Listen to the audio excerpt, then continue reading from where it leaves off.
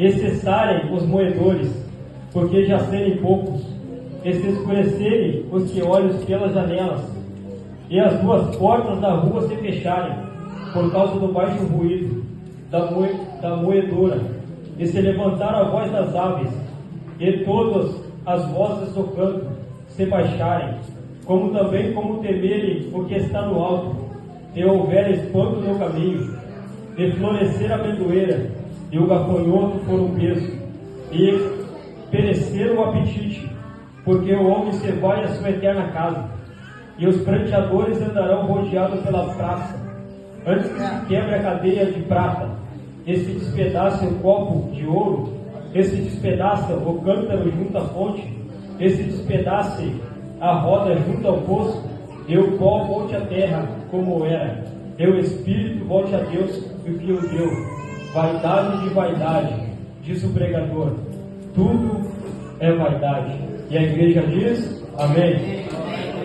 Toma o seu assento aplaudindo a Jesus, porque Ele é bom, porque Ele é maravilhoso.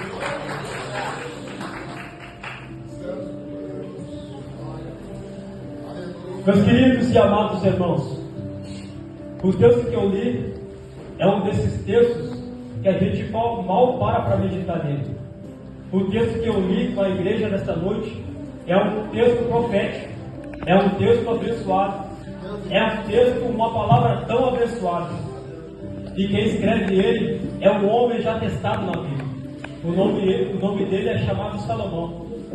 Mas Salomão, ele chegou num dia que ele se prostrou diante do seu palácio, do seu reinado, e ele pediu sabedoria a Deus. Uma sabedoria que nenhum homem podia experimentar. Uma sabedoria tremenda. Uma sabedoria que ele pediu para Deus para ter. Mas naquele dia o céu se abriu sobre Salomão. Salomão, ele é um dos filhos do rei Davi. Mas antes de eu começar a falar sobre a história de Salomão, eu quero partir desde o princípio. Eu quero partir desde o começo da história. A Bíblia vai dizer em Samuel a respeito de um jovem chamado Davi. Um jovem que estava na casa de seu pai. Um jovem que era separado junto da mesa de seus irmãos. Um jovem que, quando Deus levantou o profeta Samuel para chegar até a casa do homem chamado Jessé, e quando ele chega na casa deste homem chamado Jessé, estava esse jovem Davi. Estavam seus irmãos que tinham estatura, que tinham formosura. Mas Davi era o mais novo da casa, era o mais pequeno da casa. Mas Deus, ele fala uma palavra, que Deus, ele não olha para a nossa aparência, mas Deus, ele olha para o nosso coração. Não importa como você está por fora, mas importa como você está por dentro. Por exemplo, você tem uma aparência bonita aqui, você está bem vestido, mas me diga uma coisa, como você está por dentro? Porque a Bíblia diz que Deus, ele não olha para a nossa aparência, e sim para o nosso coração. Deus olhou para o jovem chamado Davi e viu que ele ia se tornar o segundo seu coração. Deus selecionou um homem sobre a terra que ia ser chamado o segundo coração de Deus, porque ele cuidava das ovelhas de seu pai. Porque antes de alguém mandar ele cuidar das ovelhas, ele já estava cuidando das ovelhas de seu pai. Aprenda, não espere ninguém mandar você a fazer as coisas na igreja. Aprenda a ter a autoridade espiritual, sabedoria espiritual antes de alguém mandar você fazer. Porque antes de alguém mandar o jovem chamado Davi cuidar das ovelhas, ele já estava lá no pasto cuidando das ovelhas. Ninguém mandou ele cuidar de ovelhas. É por isso que ele se tornou um homem segundo o coração de Deus. Deus se agradou com aquilo que ele fez. Deus olhou lá para o fundo do coração dele e viu a sinceridade do coração deste jovem. E Deus vai separar ele para ser o rei de Israel. Mas Davi, ele vai chegar um dia no seu palácio, vai construir o seu palácio, a mão de obra mais de 1000 homens, vai construir o seu templo do Senhor, e ele vai adorar a Deus com suas armas. Deus, antes de preparar Davi para ser rei, Davi, ele já tinha lutado contra o urso e o leão. Deus estava preparando Davi para derrubar o gigante lá na frente. o gigante que estava com os filisteus, o gigante que ia afrontar o povo de Israel. Mas Davi, ele era valente. Davi, com sua estatura pequena, com porte pequeno, ele era valente. Porque aqueles homens que estavam, seus irmãos, eles tinham aparência. Eram homens bem armados, eram homens que iam para a guerra pelejar. Mas quando Deus olhou o coração de Davi, Deus viu que ele era valente. E Deus estava preparando uma grande obra para Davi. Davi agora está no seu palácio.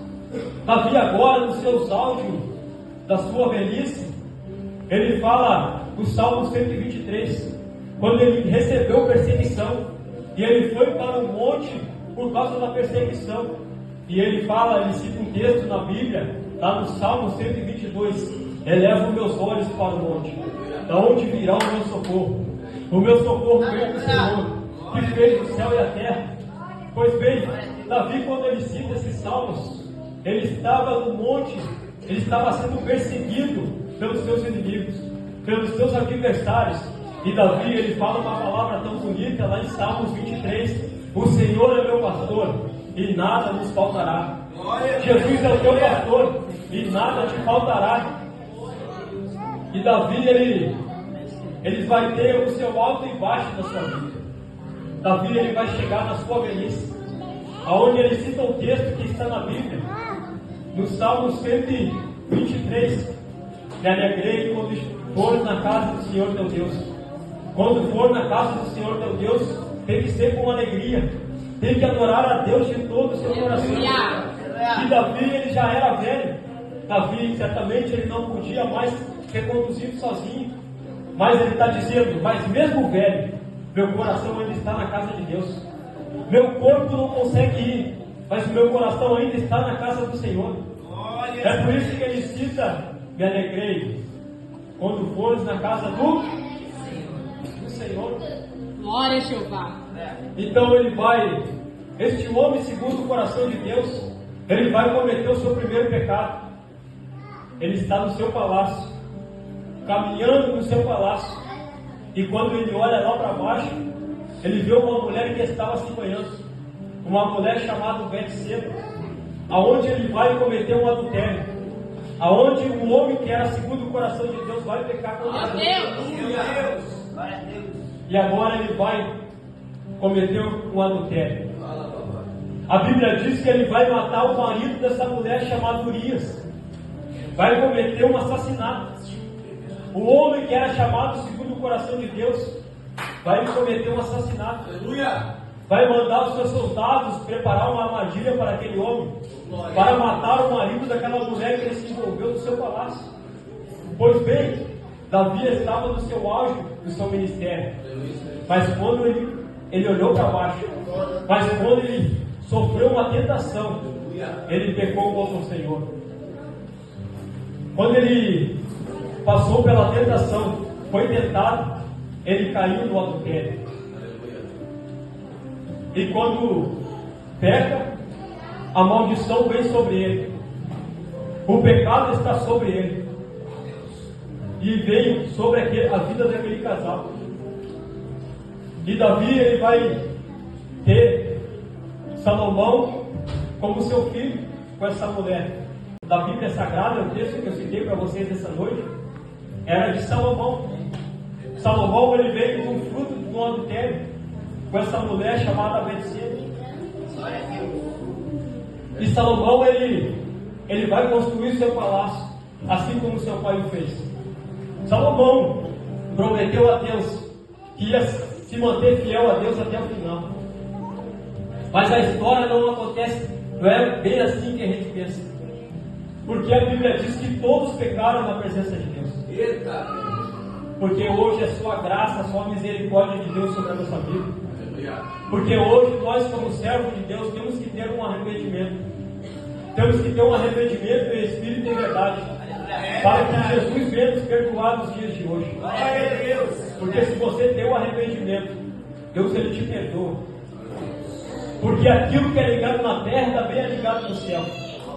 Porque aquilo que é perdoado na terra é perdoado no céu. Então Salomão ele vai vir de um fruto de um adultério. E Salomão, todos os conhecedores da Bíblia Sagrada sabem que Salomão era o homem mais rico na face da terra. Quando ele orou e pediu a Deus sabedoria, ele construiu o seu palácio. Ele colocou lá no seu palácio a sua escrivaninha de ouro. Então Salomão agora, ele pega o nanquim, ele pega o papiro e ele pega a pena e eles começam a escrever esse texto de Eclesiastes, capítulo de número 12. Lembra-te do teu Criador nos dias da tua mocidade. Salomão ele percebeu que a velhice chegou para ele.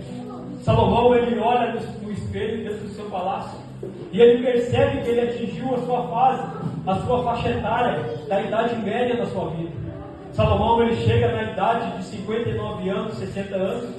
Ele percebe que ele não é mais aquele garotão de meia idade. Salomão ele percebe que ele não é mais aquele homem que era dominado pelas melhores festas. Salomão ele olha para o espelho e ele percebe que os seus cabelos estão brancos. Salomão ele chega nessa idade da sua velhice e ele percebe que ele tem ruga no seu rosto. A velhice chegou para ele, mas ele percebeu que a sua riqueza não era tudo que ele tinha na vida dele. Eu quero dizer para ti que aquilo que você tem não é nada daquilo que Deus tem para a tua alma. Porque aprenda um detalhe: nem tudo que é bom para os teus olhos é bom para a tua alma. Tem coisas que Deus não vai querer que você tenha. Tem coisas que Deus não vai querer que você adquire. Porque tem coisas que vai acontecer na sua vida. Porque muitas coisas que a gente tem hoje não vai nos dar experiência no mundo espiritual. A riqueza não era tudo na vida de Salomão. E ele começa a escrever esse texto, ele começa a cair em si. Porque cada um de nós temos que nos lembrar de onde nós viemos, da onde Deus te tirou. Você lembra de onde Deus te tirou? Você lembra a obra que Jesus prometeu na tua vida? Você lembra de onde Jesus te tirou lá do lamaçal do pecado, das mãos de Satanás? Talvez alguém que está me olhando aqui nesta noite foi um drogado, foi uma prostituta, foi um homem, foi uma mulher que derramava sangue nas suas mãos. Eram pessoas que pecavam contra Deus e não conheciam a verdade. Mas eu quero dizer para ti nesta noite: hoje você conhece a verdade. Hoje você é um escolhido de Deus para estar aqui nesta noite. Eu vou falar para você entender nesta noite. Hoje você é um agente do céu.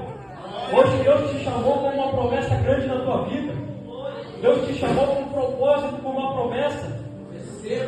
Você tem um chamado.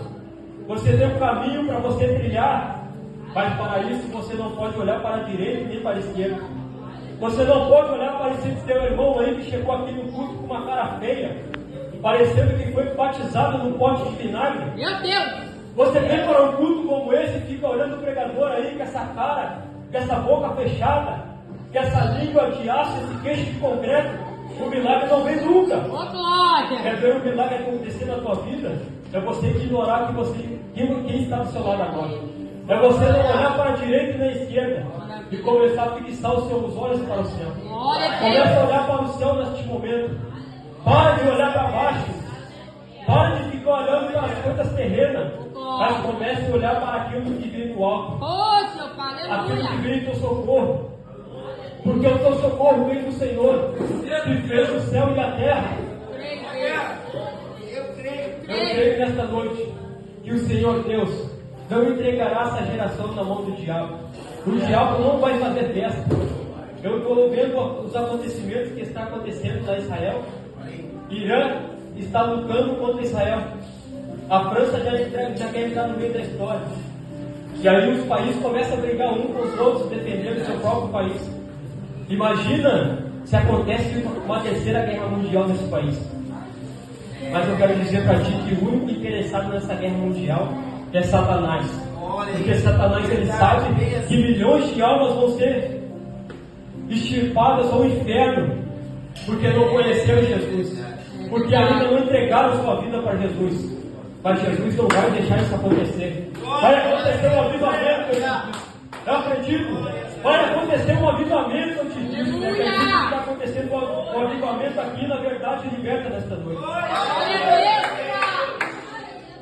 Pois bem, Salomão, ele é do seu palácio. Salomão, ele tem as suas escrivaninhas de ouro. Ele percebe que a sua velhice chegou para ele. Mas o que Deus tinha para ele era muito maior.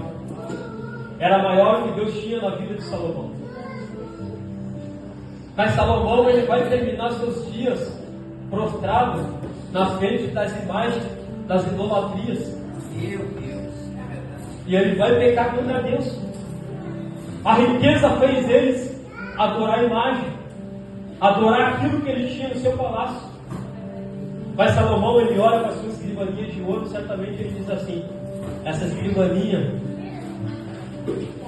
foi construída por mim, mas um dia eu vou morrer e essa escrivaninha vai ficar.